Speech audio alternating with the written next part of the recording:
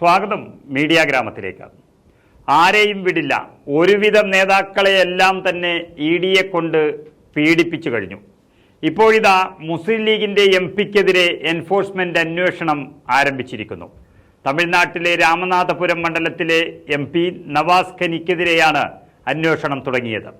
Nawaz ഖനിയുടെ ST courier എന്ന സ്ഥാപനങ്ങളിലാണ് ED സംഘം ഇപ്പോൾ റെയ്ഡ് നടത്തുന്നത്. എന്തെങ്കിലും പിടിച്ചെടുക്കാനുള്ള അതിഗംഭീരമായ അന്വേഷണമാണ് സ്ഥാപനങ്ങളിൽ എൻഫോഴ്സ്മെന്റ് ഡയറക്ടറേറ്റ് നടത്തുന്നത് എന്നത് തന്നെ ആ രാമനാഥ് മണ്ഡലത്തെ BJP ലക്ഷ്യം വെക്കുന്നു എന്നുള്ളതിന്റെ തെളിവാണ്. തമിഴ്നാട്ടിലെ DMK കോൺഗ്രസ് മുന്നണിയുടെ ഭാഗമാണ് അവിടെ മുസ്ലിം ലീഗ്. കഴിഞ്ഞ തവണ നൽകിയതുപോലെ ഈ വരാനിരിക്കുന്ന ലോക്സഭാ തെരഞ്ഞെടുപ്പിലും രാമനാഥപുരം സീറ്റ് തന്നെയാണ് മുസ്ലിം ലീഗിന് നൽകിയിരിക്കുന്നത്.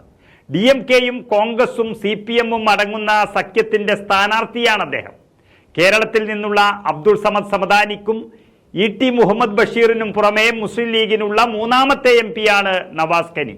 കഴിഞ്ഞ തവണ 1,27,000-ൽ പരം വോട്ടുകൾക്കാണ് മുസ്ലിം ലീഗിന് വേണ്ടി നവാസ് ഖനി മത്സരിച്ച് വിജയിച്ച് പാർലമെന്റിലേക്ക് എത്തിയത്.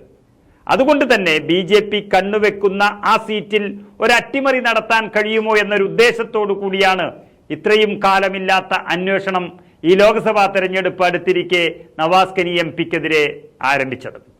മാത്രമല്ല, ദക്ഷിണേന്ത്യയിൽ മത്സരിക്കാൻ എത്തുകയാണെങ്കിൽ BJP ലക്ഷ്യം വെക്കുന്ന ഒരു മണ്ഡലം നരേന്ദ്രമോദിക്ക് വേണ്ടി അത് രാമനാഥപുരമാണ്.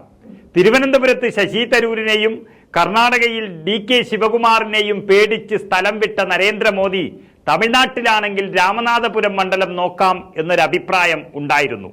അത് ഇനിയും അവസാന നിമിഷം സംഭവിച്ചേക്കാം എന്നും കരുതുന്നവരുണ്ട്.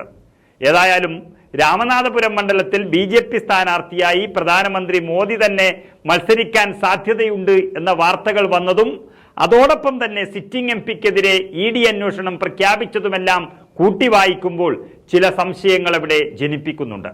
ചരിത്രത്തിൽ കാണാത്ത തരത്തിൽ എതിരാളികളെ, കേന്ദ്ര അന്വേഷണ ഏജൻസികളെ വിട്ട് തകർക്കുന്ന ഒരു BJPയുടെ നയം അത് നെറികെട്ട രാഷ്ട്രീയമാണ് എന്നതിൽ സംശയമില്ല.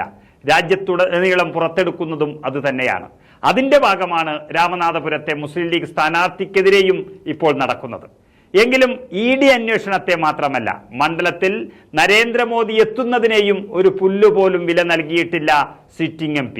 വരുമ്പോൾ കാണാമെന്ന നിലപാടിലാണ് നവാസ് ഖനി.